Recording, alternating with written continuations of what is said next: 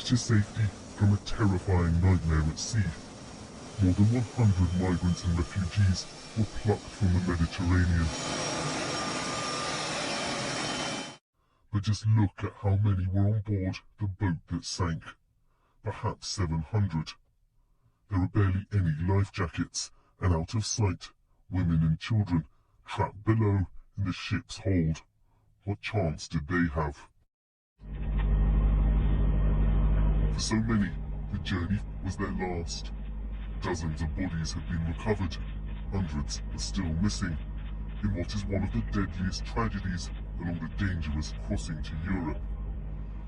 Qasim Abu Zaid said his wife paid $4,500 to be on that boat. He hasn't heard from her. We didn't get approval for my wife's asylum application to Germany, where I work. The application got delayed, and we didn't get approval. Greek authorities say they first made contact with the boat around 2 p.m. on Tuesday, but it didn't ask for help. At 6 p.m. and again at 9 p.m, commercial ships reached the boat and provided food and water, but those on board reportedly said they wanted to continue towards Italy. Around 11 p.m, the Greek Coast Guard approached it from a distance and said the boat had a steady course and speed. By 2 a.m, though, the boat was seen capsizing and quickly sinking. A migrant charity alarm phone say they received multiple calls beginning just after 2 p.m, requesting help, saying those on board were in distress. The boat was overcrowded, no longer moving, and the captain had abandoned them. Some have questioned why the Greek Coast Guard didn't do more when the boat appeared so obviously dangerous. Greek officials said they couldn't do more because those on board didn't want them to. But they've been criticised for how they treat migrants before. In this footage, published by the New York Times, they march a number of migrants onto a small boat, then abandon them at sea, leaving it to Turkey to come and rescue them. 10 days out from an election, Greece's opposition leader Alexis Tsipras called out Europe's attitude to migration. I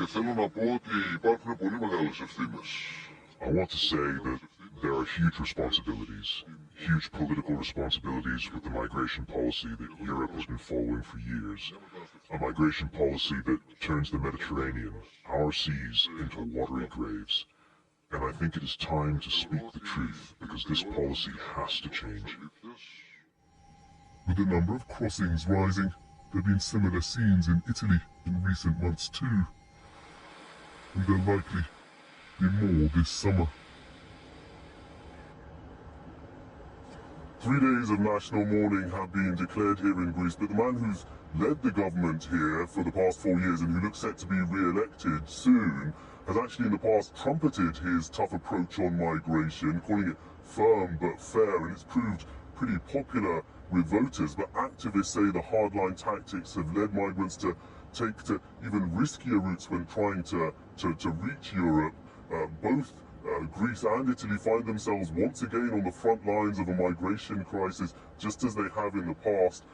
The EU is trying to work out a new deal that would change the way asylum seekers are relocated around the continent, that would make it easier to deport some of them back to countries they've travelled through. But this boat set off from Libya.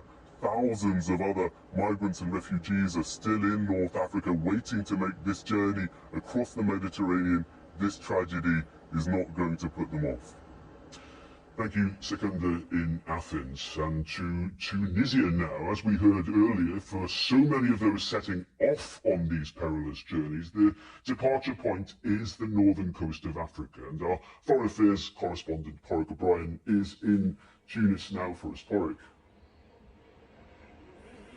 Kieran, this is first and foremost a terrible tragedy, of course, but important context as well, as Sek was alluding to there. On a central Mediterranean route, so that's people transiting through Tunisia and Libya to try to get to Italy, there has been a 300 increase in the numbers of people trying it that way this year compared to last year. 50,000 migrants and refugees made it to Italy this year. Now, is that a crisis? Politicians in Greece, Italy, and indeed the United Kingdom are certainly framing it in that way. So what are they doing about it? They're doing two things: deterring people, trying to create an environment so hostile in those countries that people won't want to go there. Now that is not working. The second thing they're trying to do is they're pumping millions of euros and sterling into the governments of Tunisia and Libya, into their coast guards, to try to turn back these boats as they leave the coasts. What is the upshot of that?